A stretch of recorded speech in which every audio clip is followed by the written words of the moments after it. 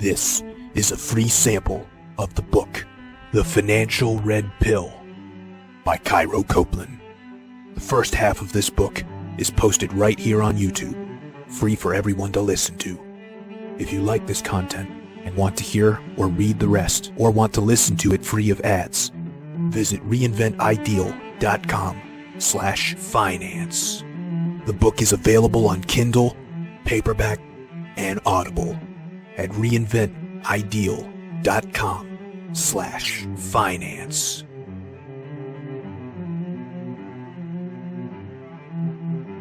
Chapter 4. Avoiding the Big Financial Fuck-Ups. While these two financial statements will be of great help in getting to financial freedom, there's much more to the game than just reducing expenses below income and raising assets over liabilities. For some, it's going to be a lot harder than others. Some will not have a lot of opportunities to raise income. Others will have liabilities so great they can't wipe them off for years to come. In a moment's notice, poverty can come upon anyone. Not even all-star NBA players are safeguarded from poverty. The Chicago Bulls' Jason Caffey, who made an estimated $29 million during his 8-year NBA career, was in the bankruptcy court seeking protection from his creditors, among them the 7 women with whom he fathered 8 children. Sure, he brought that financial trouble on himself, but he only recognizes that now, in hindsight. You'd think that $29 million, well managed, should cover everything, but the problem is that it wasn't well managed. Thus, being aware of the pitfalls that cause poverty and knowing how to avoid them are 2 of your best ways to start your financial education. Suppose you are just starting out clean and haven't made any major financial decisions yet. This chapter will show you the big fuck-ups to avoid that could otherwise ruin your life financially. There are 12 things that if you don't do them, your chances of ending up in poverty decrease dramatically. They are: don't drop out of high school, don't commit crimes, don't have kids out of wedlock, don't get a student loan, don't rack up credit card debt, don't get married early, don't do drugs, even the legal ones, don't buy a big house, don't go without insurance, don't pursue a worthless degree or foolish career pursuits, don't neglect caring for yourself, and don't skip out on taxes. None of this is to shit on anyone that has already done one or more of these. This book is for the OSOM to help him, not to further shit on him. If you've done any of these, this book will still be able to help you. But for those of you that have not, or if you've done a few, but still find a lot of things you haven't done on this list, let the following serve as a reminder why to continue not doing them. 1. Don't drop out of high school. Yes, I completely agree with you. High school is filled with completely worthless shit you'll never need to know nor use in your life.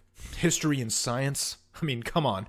Is any of that going to legitimately put food on your plate? Can you go to McDonald's and tell them the formula for thermite and get a cheeseburger in return? Of course not.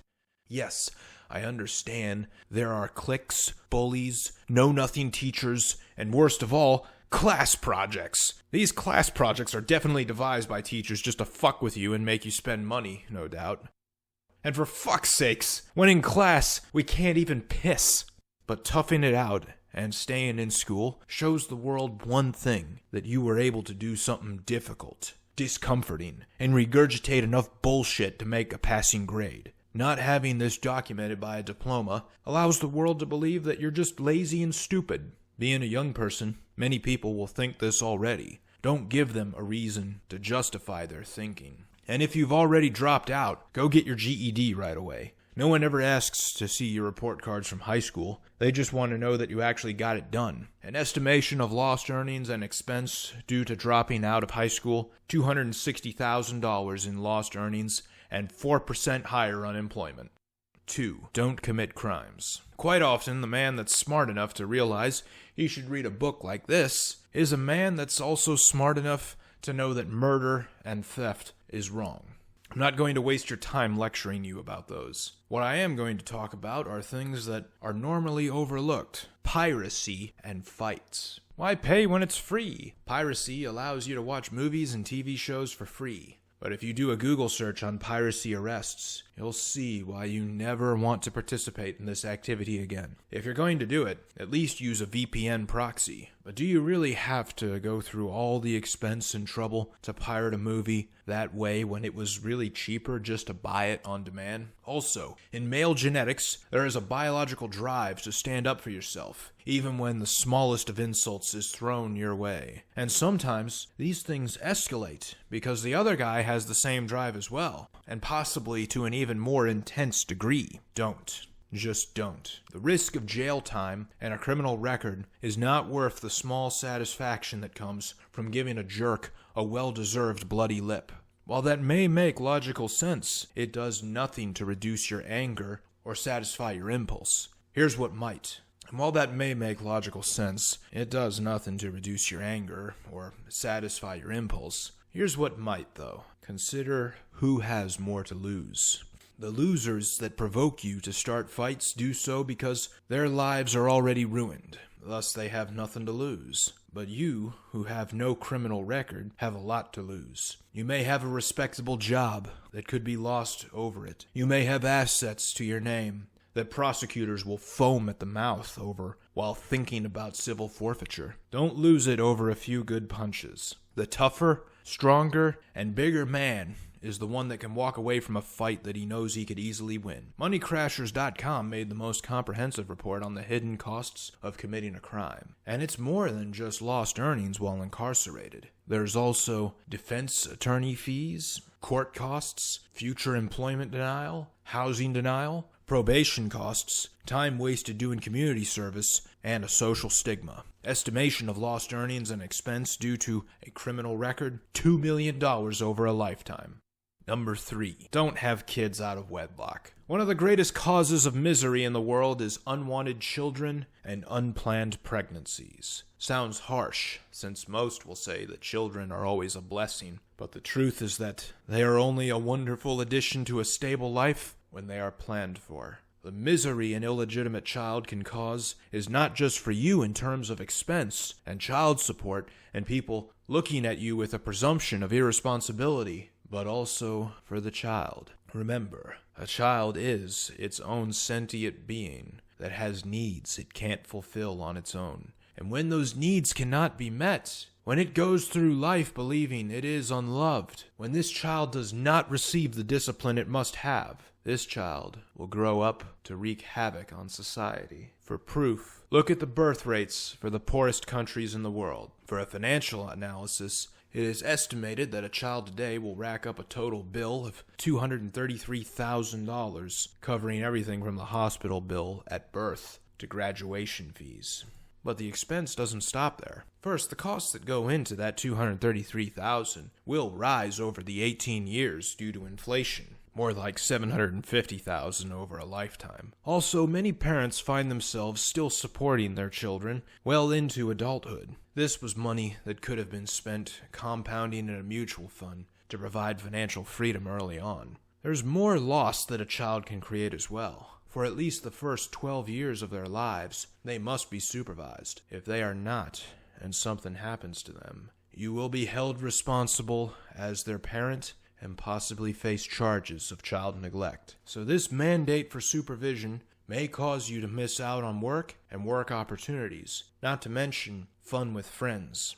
And for this reason, you must never allow any woman you sleep with to determine what protection is used. Always wrap it before you tap it, even if you're exclusive. You should be doing this already in order to protect yourself from STIs. But you must never trust a woman who tells you everything is okay because she's on the pill. The truth is, it only takes one little misstep, such as being late on the dosage schedule, to make the pill ineffective. Also, anytime you use a condom, flush it down the toilet when done with it. There have been many reports of them being dragged out of the trash for their sperm in an attempt by the woman to inseminate herself and tie down the man to her life. I don't know how true or possible this is, but I say it isn't at all worth the risk. Beware. There is a large percentage of the female population that are out to trick you into getting her pregnant. Don't believe me? Google, "How do I trick my boyfriend into getting me pregnant?" The search will return thousands of results. It wouldn't be able to, if there weren't enough people interested in doing this. On the Wendy Williams show, the hosts asked the audience if it was okay to trick a man into getting a woman pregnant. The all-female audience cheered with approval. The only options you have are abstinence, condoms, and vasectomy. The first one is unrealistic. The second is pretty good. The third is a definite fix and totally reversible. Whichever you choose, the safest bet is to always assume that they are not on birth control. Number 4, don't take on student loans. Later in this book, I'll rip into the education industry and college in particular for the scam that it is. But suppose you are already in it, or your parents are forcing you to go and giving you no say in the matter. You can save yourself a lot of time, a lot of money, and trouble by having a good argument against it. And one good argument is how it will be paid for. The student loan game has changed dramatically. The cost of college always goes up, and loans are replacing grants, which is a bad idea. Always look for a grant first. Academic institutions are only worth attending if you can get someone else to pay for it. Tragically, it has become common practice now for the newly admitted to acquire student loans. This debt is extremely tough to get rid of once it's amassed, and it's very profitable for the sharks doing the lending. In 2005, lenders persuaded legislators to make private loans impossible to shake. You can't even declare bankruptcy. Scholarships are always better than loans. Check out these websites if you qualify for one: brokescholar.com and fastweb.com. Whatever you do, don't ask the advice of a college financial aid officer. Federal and state regulators are investigating the possibility, and frankly the likelihood, that private lenders are buying college financial aid officers, much like the way a lobbyist buys a politician. They buy them gifts, and the aid officers then add the lenders to the preferred lender list. Consumer advocates have found that some aid officers are misleading students into taking out more expensive private loans when the borrowers are eligible for lower rate federal loans. Studies even show that more than half of these student debtors take out private loans without even exhausting federal resources, and 24% receive no federal aid at all. TheSimpleDollar.com exposed many hidden costs of student loans. One of them is they may end up forcing you to wait longer to buy a house, because your ability to qualify for a home loan is based on your debt-to-income ratio. Student debt is going to take its toll on that. Waiting longer to buy a home means you'll be carrying debt later and later into your life. The bottom line is that if you default on a mortgage, you can give back the house. But if you default on a student loan, you can't give back your degree. Number 5, don't rack up credit card debt. When I first got into college, I felt like a little baby seal stuck on a melting iceberg, surrounded by great white sharks. There were so many of them mailing me letters, calling my cell phone, no idea how they got my number, and clogging up my email inbox, wanting me to sign up for credit cards. And they were more aggressive than any other salesperson I've ever seen. Come and get your credit card. You don't even need a job. Nowadays, there is legislation that keeps these sharks off campuses, but they've made a fortune preying on vulnerable youngsters and are finding new ways to get their little baby seal victims every day. The overwhelming temptation to get a credit card is understandable. They're convenient, they're a good thing to have in case of some emergencies, and they're seemingly indispensable. You'll hear all this from the same sharks that make the $5,000 credit limit sound like they're giving you $5,000 for free. Whenever something seems too good to be true, it often is. While they push the positives, there are negatives they don't tell you about, like universal default penalties. Lenders and credit card companies make their money on people's failures. When you sign up for one of these, you're putting a target on your back, because the company will keep a keen eye on your timeliness. If you have more than one credit card, and you're late on a payment with one of them, the interest rates on both of them will go up, because the company of the one that you paid for on time will have reason not to trust you. Interest rates are often hidden. One of the tricky things these predators do is heavily boast about their low introductory rates. It seems like a bargain, but the problem is that over a period of usage, the rates go up astronomically without cause. And the reason why was hidden in the microscopic fine print that you may not have read. Most rates are even tied to the prime rate, which is one that can rise suddenly. Bait and switch offers.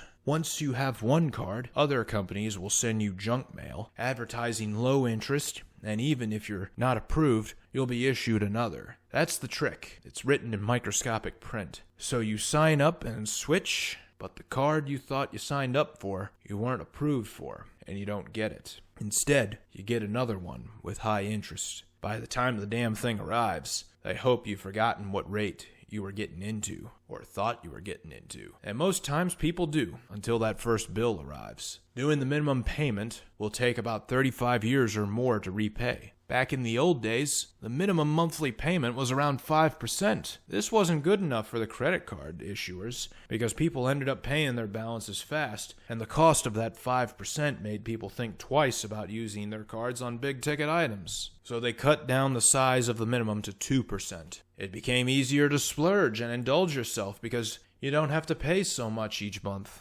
But the thing people do not foresee is that it adds up to thousands in interest, and the period of paying it back multiplies from months to years, sometimes even decades. There is no federal limit on late payment charges. No other industry in the world could get away with this. Prior to the 1996 Smiley versus Citibank court case, there was a limit. But Citibank has the money to buy the best lawyers to win their cases for them. So the limit law went the way of the dodo. And don't forget, when you're late, your APR goes up too. There is no federal limit on interest rates either. At the time of writing this book, interest rates on mortgages are low. Interest rates on car loans are pretty low too. How is it possible for interest rates on credit cards to be so ridiculously high? Because there's no all-encompassing federal law to set a limit. The interest rate limit laws are different in each state, and look at which states the big credit card companies reside in. New Hampshire, which has no cap,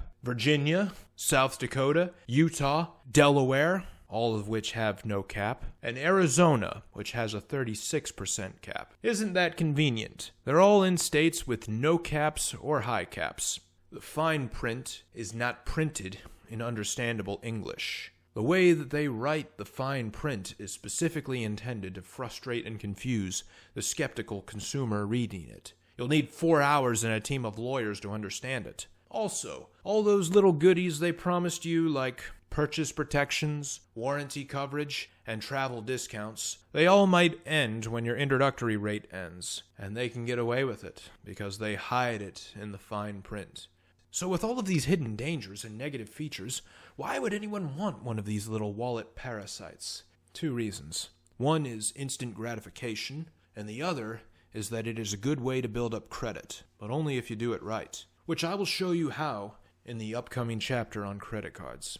Number 6, don't get married early. It is important to know the fiscal situation of the person you're marrying. I don't mean just bad credit spouses or gold diggers, but marrying early in general could be a financial disaster for you as well. By marrying early, I'm talking about under the age of 30, because 30s is when everyone is likely to be all done with college and set in their chosen career, have their shit together, so to speak. Let's look at the emotional aspect of this first. Psychotherapist Tina B. Tessina believes that romance has been blown out of proportion. Many college students' brains haven't finished maturing yet, she explains. Unfortunately, many couples part because they feel as though they've grown apart. The spouses might even start to say to each other, "You're not the person I married anymore." This happens because the reasons you fell for them in the beginning, intelligence, sense of humor, sexiness, don't measure up to trash not being taken out or a stack of dirty dishes.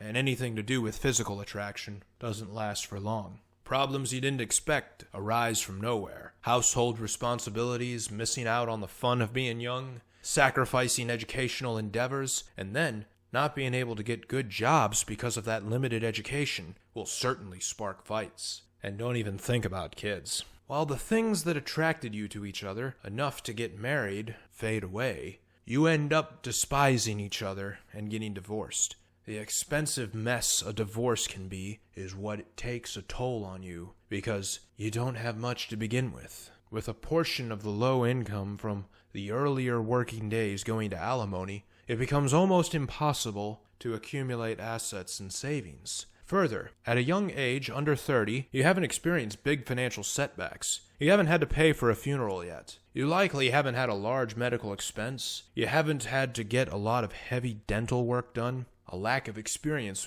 with large expenses will delude one to believe that they can afford extravagant wastes, like a big fancy wedding or a honeymoon. And when one of these large expenses hits the couple unexpectedly, it inspires fights about money, hurting the marital fabric. Early marriage is a key predictor of later divorce. Nearly half of people who marry under 30 end up divorced. It's only 24% for people who marry after age 30. Figures released last year from the National Center for Health Statistics found nearly half of marriages in which the bride is under 30 ends in separation or divorce within 10 years. For brides 30 years and older, half as many marriages break up.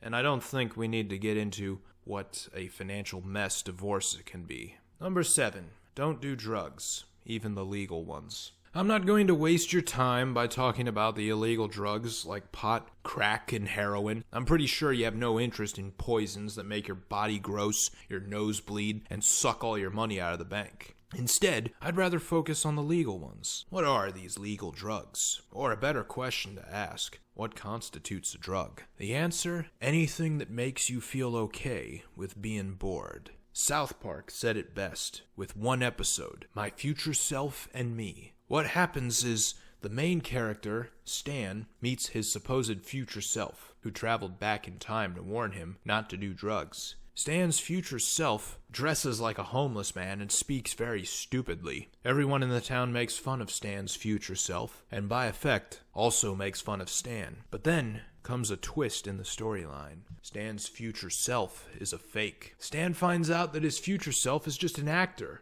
his parents hired to motivate him not to do drugs. When his father confesses this to him, he gives us the best reason to avoid drugs. They make you okay with being bored. Instead of being bored, you should be using that time to do something meaningful or learn a new skill. So what are these drugs? Alcohol, cigarettes, video games, and porn. Alcohol has a way of tricking you into thinking you can handle it. For all the money you pay for it, what it gives back to you is painful headaches the next morning, full-blown sickness, long-term deterioration of health, jail, DUIs, domestic violence, and fights. Sure, it's fun to get drunk and even feels good, but the next morning sure doesn't. Even if you like who you wake up next to, you yourself will not be feeling sexy. And more often, you won't like who you wake up next to. Just better hope you remembered what was written earlier about protection. You'll wish you had used a full body condom as well.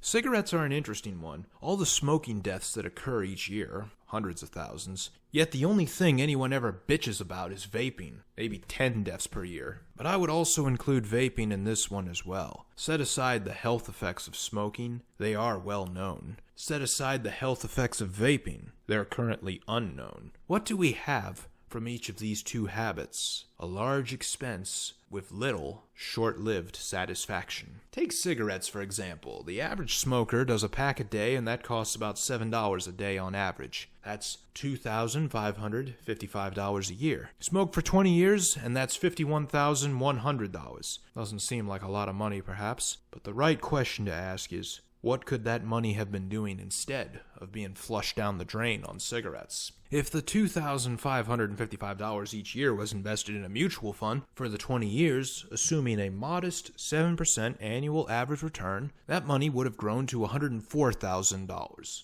You can throw $50,000 away over 20 years, or you can double it over 20 years. The choice is yours. By the way, the market for mutual funds usually has a higher annual average return than 7%, more like 10%. Let's use the same logic on vaping. Looking at the popular vaping device, Blue, the packs cost $10 a pop and last for about 1 day. That's $3,650 a year, or $73,000 over 20 years of vaping. Using the same method of investing in a mutual fund with 7% growth, that money would have doubled to $149,000. Again, the usual annual average for mutual funds is 10%, so it could be even more. Moving on to porn, which is a drug for certain. The main reason we use pornography is not entirely because we like looking at naked women. That's only coincidental. What makes it addictive is how it takes your mind completely off of any problems you currently have in your life. It is the perfect relief for emotional pain. Your mind is too busy being aroused to think about any pain. So it also prevents you from solving any problems in your life as well. You may have noticed a feeling of lethargy in your thinking in periods of prolonged porn use. That's because porn gives rewards to your brain without you doing anything to earn those rewards. It requires no effort to watch porn. Yet the rewards pathways in the brain are firing up like you just won the lottery. This teaches your brain that hard work doesn't have to be done for the reward of feeling good. Therefore, don't do any hard work or anything that can yield a greater reward than the point-in-time pleasure of a mere orgasm. The real danger of this drug is its ability to consume time. If someone is merely rubbing one out real quick, just watching one scene that isn't all that hardcore, they don't have much of a problem. But the guy that's doing 5-hour marathons of watching porn daily definitely has a problem. He's often not aware of it though, because the only person he's hurting is himself. Each scene he watches loses a bit of its ability to arouse him with each time he watches it.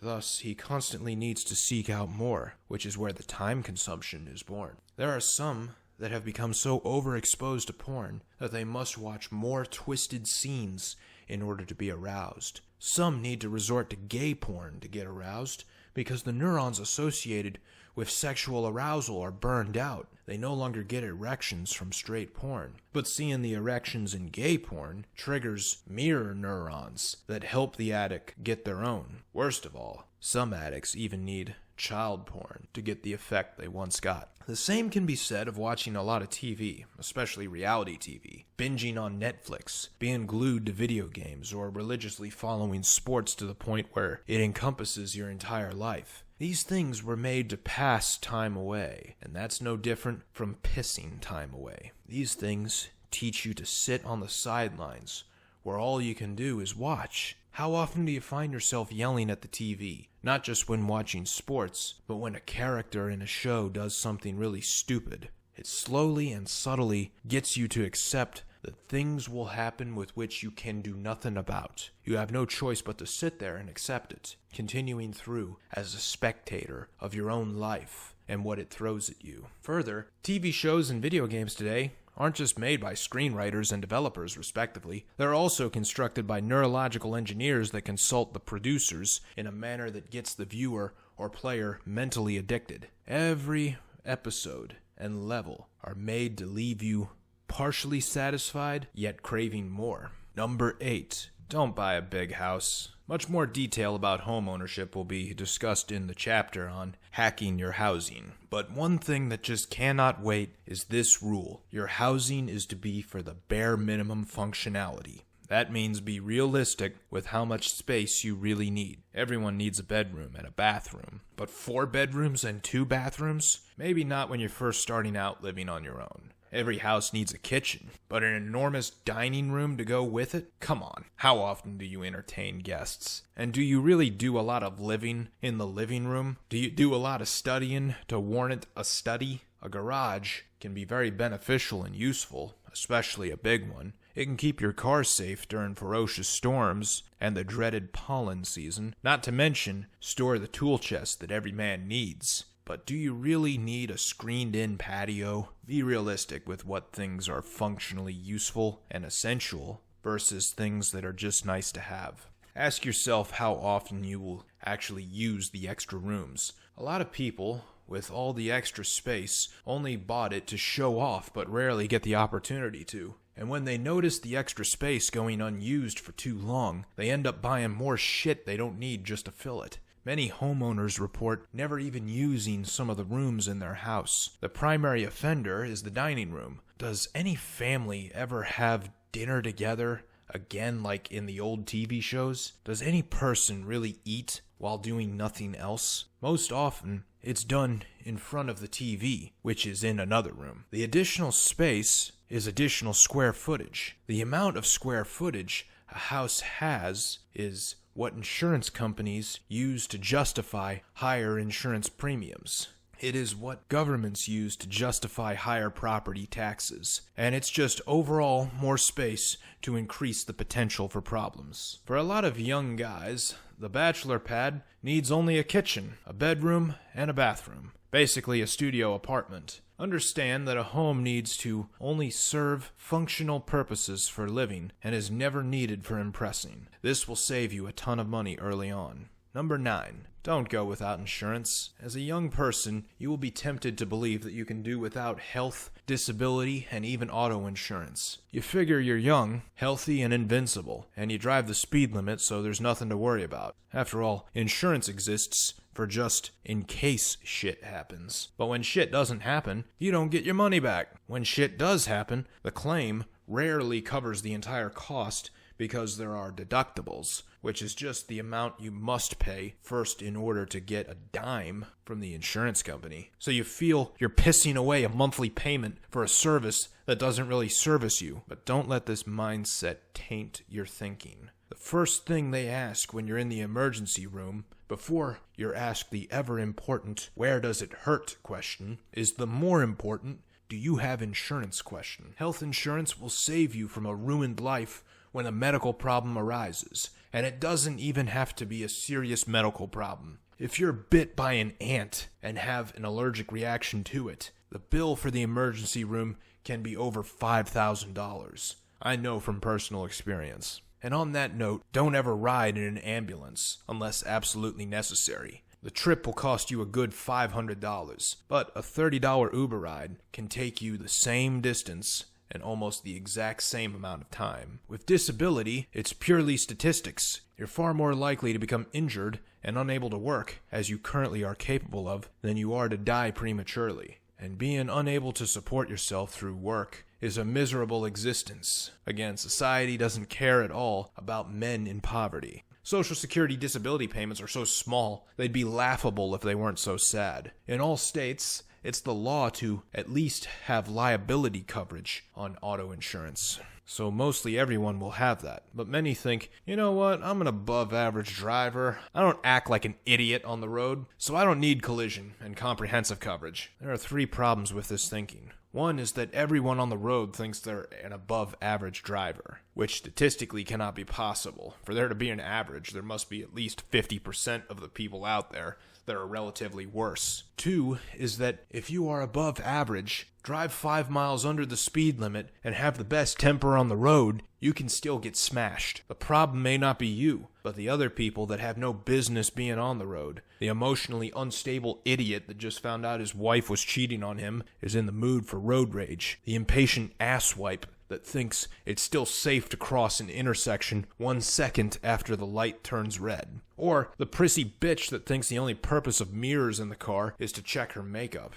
3 is that one of these troublemakers could also be an uninsured motorist. Liability-only coverage won't get you in another vehicle and back on the road when you carry no collision coverage, and any one of these fools carries no basic coverage. You may think, well then I can sue them because they're breaking the law, which is true, but if they're not carrying any auto insurance, it's because they're flat broke, living on the margins of society, and there's nothing to be gained from suing them. Just pay the insurance bill. The peace of mind is worth the price. Number 10, don't pursue worthless degrees or foolish career pursuits. One of the biggest lies we're told about the world we were promised was that we could be anything we wanted to be. Our parents and teachers told us we could be astronauts, athletes, even President of the United States. Well, sorry to have to break this one to you, but the truth is, you can only successfully be something that meets 2 measures. 1, something you're good at, and 2, something that's in demand.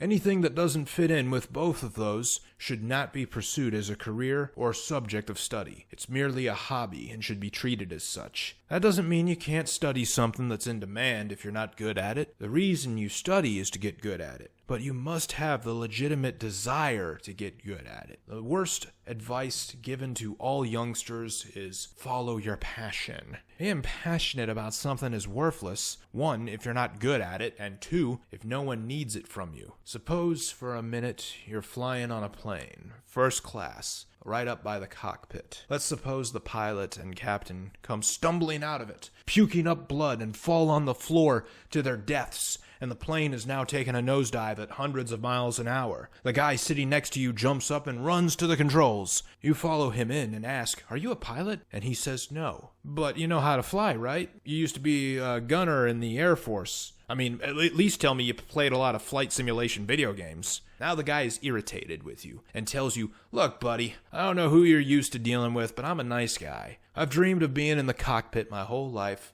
I used to pretend I was flying airplanes when I was a kid. Most importantly, I'm passionate about airplanes." Obviously, after some confusion, you'd shout back, "How the hell does any of that bullshit matter? We're going down and we're all going to die. Now, do you know what the hell you're doing or not?" And he retorts, "Why does that matter? What kind of self-centered ass are you? My passion means nothing to you? This is my childhood dream to be right here, right now. Do you know how many different airplanes I can name?" With him being such a demonstrably passionate person, do technical skills you can benefit from really matter? Why, yes, they do. You'd grab him by his throat and shove him against the wall of the cockpit and say with spit shooting out with each word, "No, they don't mean a damn thing to me, because as of right now, we need a pilot. Now get the hell out of here and find me someone that knows what they're doing." Every single day of your life is like this. You are that guy taking the wheel, despite not knowing what you're doing. And all the people on the plane are the rest of society. If you feel society seems to reject you, this is the reason. Why can't you get any respect? Because society is composed of people that are in need of specific things. We need people with skills, not just qualities. We need homes to live in, food to eat, and clothes to wear. You were born into the cockpit with no training on how to fly, but they sure as hell expect you to. Your task from the moment you came into this world was to service the needs of others. So you have a choice. You can learn these skills needed to perform the tasks that will meet the needs of others, or you can remain rejected. It's of no importance to those how kind, considerate, or honest you are. Bill Clinton was a liar, but he could do the job. Mel Gibson is a jerk, but he can do the job. But this all sounds so cruel and material-minded. What about being loving and friendly? Doesn't that matter too? Yes, it does. But you should already be that anyway. Just being courteous and respectful isn't enough, because that's an expectation people have of you by default. Do not follow your passion. Instead, bring it with you to everything you do. I mean, let's get real here. I'm passionate about Katy Perry's body, and if I follow that, I'll end up in jail. What we should be telling youngsters is bring it with you everywhere you go. It's better to develop the ability to do every task with enthusiasm than it is to only have it for tasks you prefer. Easier said than done, isn't it? Absolutely. But here's how you make it a little easier for you to boost your enthusiasm on tasks you don't like doing. Instead of looking at it as just working on something, think of it as working towards something. Each time you clock in at a job that you don't want to be at, remember the money that comes in for that shift and what you plan to put that money towards. Pursuing degrees in things you merely find to be personally interesting, as opposed to having real market value, will have you spending the rest of your life wishing you hadn't wasted the best opportunity years of your life. Useless degrees like liberal arts, gender studies, religious studies, cinema studies, art history, psychology, anthropology, acting, and performing arts will cost you the same price tag as a useful degree like cloud computing, medicine, engineering, but the jobs they qualify you for will come with a lower paycheck. Further, pursuing careers in areas that are not in demand, like teaching, journalism, environmental conservation, farming, piloting, and politics, will have you waste a good portion of your life too. And by doing so, you waste very productive years and potential earnings. Number 11. Don't neglect caring for yourself. Many people are able to stay out of poverty through their working, productive years. But then, upon retirement, it ambushes them like an army of stormtroopers on unsuspecting Ewoks. What causes it? In old age, a new expense arises that didn't used to be a concern. That expense is healthcare. What happens is that during their working life, they stayed pretty sedentary at their jobs, sitting at a desk. But the work was still stressful, and they felt too tired to go to the gym afterwards. They went home and were too tired to cook, so they got fast food. They probably had other bad habits, like smoking, or they went out drinking with their friends. They gain weight, promising themselves they'll lose it each New Year's Eve, but never do. It finally catches up to them in old age. Young men today are particularly at risk with this one. They are taught fewer domestic skills growing up because their parents are from an era where the wife did all the cooking and cleaning, so they expected their son to marry a woman that would cook for him, and thus never taught him. But with the delay and decline in marriage, many men will spend nearly a decade not cooking for themselves. They'll just go out to eat, or worse, get fast food. There are other things in today's world that make men very susceptible to the sedentary life as well, such as video games, Netflix, 24/7 sports channels, and porn. Men could realistically spend all their non-working waking hours in front of a computer or a TV and be entertained, not getting any physical activity. Doing this for 40 years will compound into nearly irreversible negative health effects like a compromised immune system and unhealthy levels of excess fat. These things must be stopped in their tracks right away. Start with eating right. Do not get fast food. It's far too expensive, and not just in the immediate cost-to-purchase sense. The trouble it will cause later in life will stack up medical bills that eat up retirement accounts. There's a prevailing myth that healthy food is expensive, and it's absolute bullshit. The reason people don't eat healthy isn't because they can't afford it. It's because they're too lazy to cook a healthy meal. A 10-pound bag of raw chicken costs $20 at Sam's Club and will feed you for a week at the very least. Eating fast food for a week will add up to $100 if every meal is at the drive-thru. When eating healthy is made into a habit, it eventually becomes enjoyable. Start out small, 1 healthy meal a day, then do 2 healthy meals a day. You'll get to the point where you've made it so habitual that you end up liking it. And it tastes a lot better knowing that you save money now and a lot of money later on. On the physical activity, the gym needs to become your home away from home. Are you into sports? Is there a game on TV you'd really want to see? Last I saw, gyms have TVs in front of the treadmills. Watch the game while you're on one. When the body becomes inactive, blood flow starts to decrease. Blood is the motor oil that keeps the engine of the body alive. It delivers the important nutrients to the organs to maintain proper function. Resistance training and regular cardio will easily fix this problem. Fat people may be less likely to get kidnapped, but fit people are more likely to get help from a stranger when needed. Do not wait until you have time. The excuse that you do not have time is one that's hard to argue against now and will never be easier to argue against in the future. The sooner you start, no matter how small the effort, will compound into better health in the future. If you just pick up a dumbbell and do curls once a day, that's better than delaying until you have the time to start a full workout program. A common truth across many parts of life is that there is never the perfect time to start something, whether it be saving, investing, or exercising. The only time to start is right now. When you say you don't have time, that's really a lie. If you'd be given $1 million for completing a fitness program, you'd sure find a way to do it. What you're really saying is that it's not a priority. It's not a priority because you can't see the benefits from it up front. The first day at the gym may feel like nothing got accomplished because you don't see any changes. But there's actually $1 million on the line. The healthcare costs of being out of shape don't just affect you personally, but also everyone else around you. Health insurance providers use the rising rates of obesity as justification to jack up their premiums. Do you really want to dogpile onto that? Further, most health problems that eradicate retirement savings in old age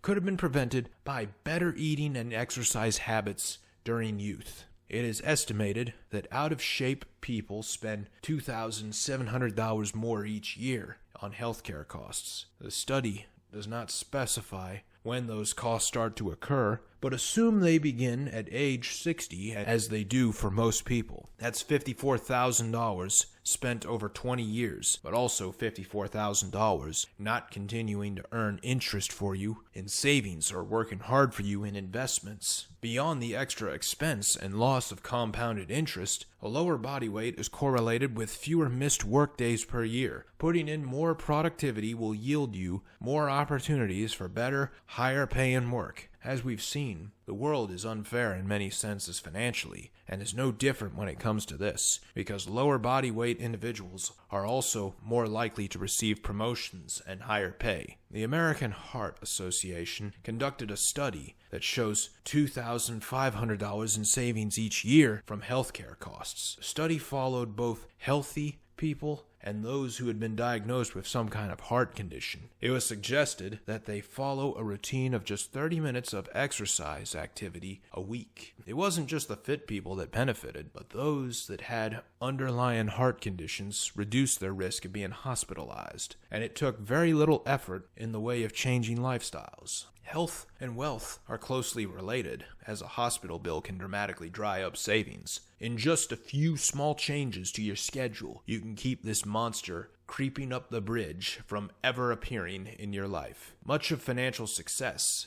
is in preventing expensive failures. Get a gym membership right away. You don't need any of their expensive personal trainer packages. Just use Chris Gethin's free trainer for beginners on cagedmuscle.com as your guide. It comes with a list of the exercises and a schedule for doing them. It also has videos where he demonstrates doing them. Follow along with him through the schedule and you'll see the results. Another great tactic to keep you motivated and moving is to sign up for events before you're ready. These events could be competitions, Spartan races, warrior dashes, lifting events, bodybuilding shows, and obstacle courses. Whichever one you choose, just sign up for it before you're ready. That will motivate you to get ready. What also needs to be added to the list of self-care is good sleep. During sleep, the body regenerates its abilities to do the things it needs to do throughout the day, and lack of it will cause the mind to stress more easily. With a stressed mind, it's unable to functionally care for the rest of the body. Also, your appearance will be altered by a lack of sleep, so it's as important as showering or brushing your teeth.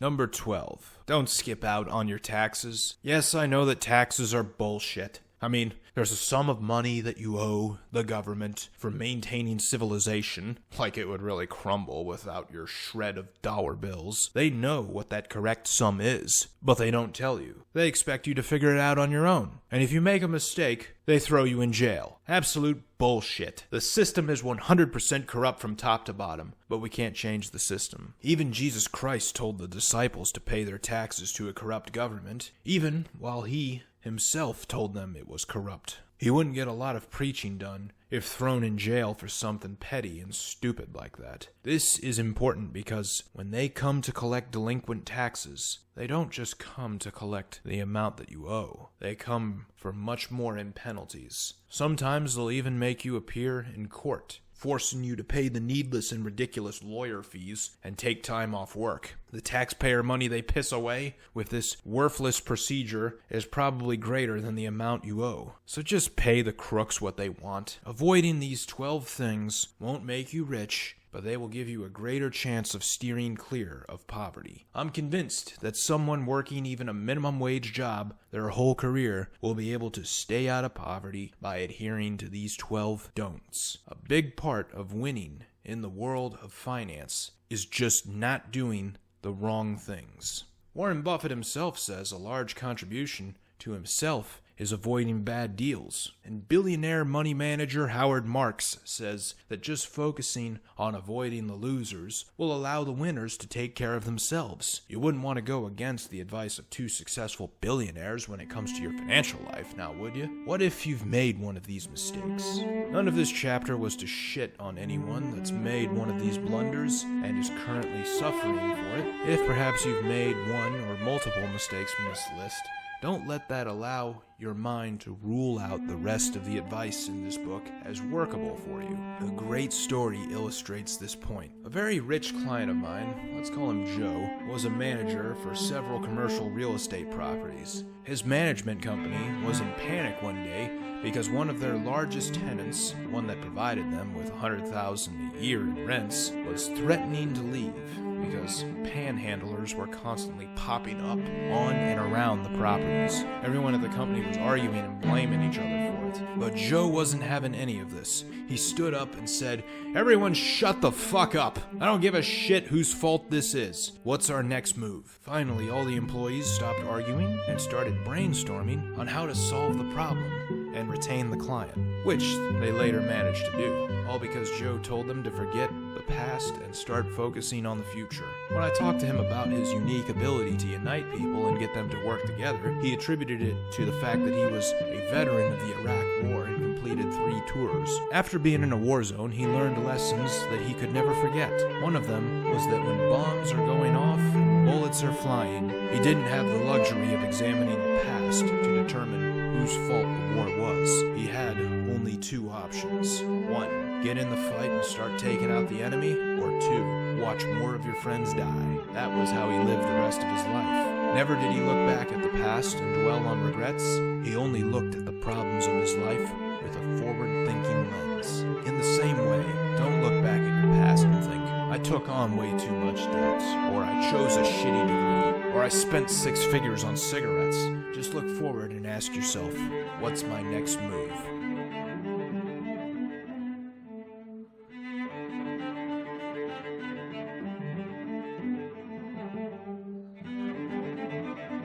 Thank you for listening to this free sample of the book, The Financial Red Pill by Cairo Copeland. If you enjoyed it and want to hear or read the rest, or want to listen to it free of ads, visit reinventideal.com/finance.